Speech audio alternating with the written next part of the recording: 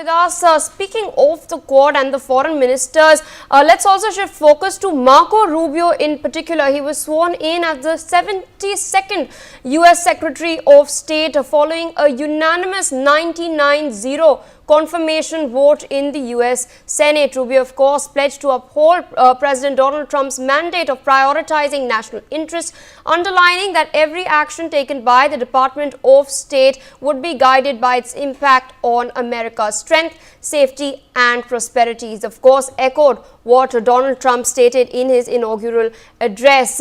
At his first address as the Secretary of State, he thanked President Donald Trump, who nominated him, and he also expressed his honor to serve in this role. Remember, viewers, there was a 5-hour hearing before the Senate Committee on Foreign Relations, and post this 5-hour hearing, Marco Rubio was confirmed as the Secretary of State. He's the very first nominated member to be confirmed into Trump's cabinet. He's also notably a China hawk. Let's in fact listen in to what he stated earlier.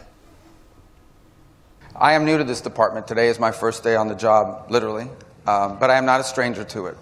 I have interacted with many of you, both in my travels abroad and in our daily functions. My job now is different, and our job in some ways will be different.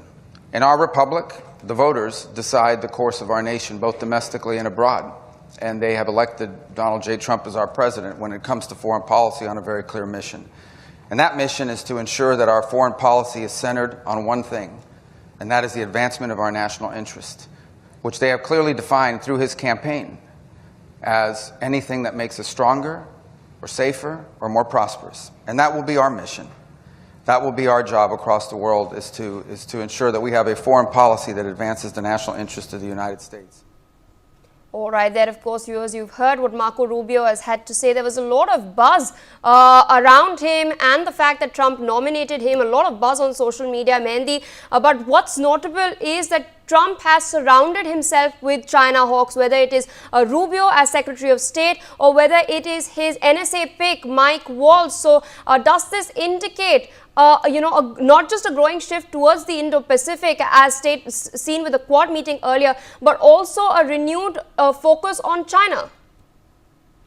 Well, yes, Marco Rubio, the 72nd Secretary of State, expressed his gratitude in a statement following his nomination by President Donald Trump. And also he remarked that he wanted to extend his deepest thanks to President Trump for placing his trust in him with the nomination. And also he mentioned that how it is an extraordinary honor and a tremendous privilege to assume this role. And also standing, he's humbled to lead and collaborate with the most exceptional, effective and also highly skilled diplomatic corps in the world. And Rubio also emphasized the critical role of the State Department in advancing U.S. interests abroad, promoting peace and also fostering international partnerships. And apart from that, he also acknowledged the legacy of his predecessors and expressed his commitment to ensure that U.S. diplomacy remains innovative, resilient, and also responsive to the challenges of the modern world. And lastly, Pia, his remarks also highlighted the importance of teamwork, the value of diplomacy,